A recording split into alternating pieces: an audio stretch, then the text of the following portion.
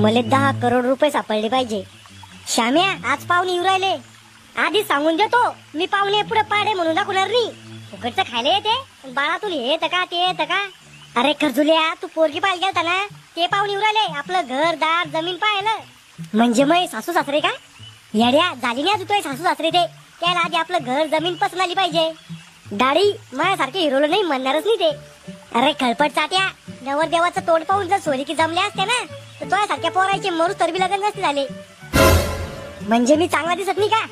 अरे लाज वाटते तुला संग घेऊन हिंडाची. दाढी, आता तुमच्या हातात जास्त अन्याय नका करू.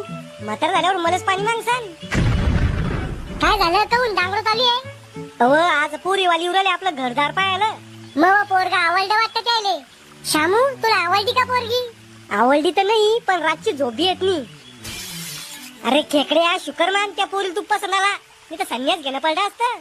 मी राहुलला बोललो आणतो. काय आलं? अहो त्याला अनुभव आहे सोयरीकी जमवाचा. अरे त्याच्यापेक्षा जास्त अनुभव आहे माझ्याकडे. शेजाऱ्याची जमीन दाखवून तो माझ्या संग लग्न करेल मी.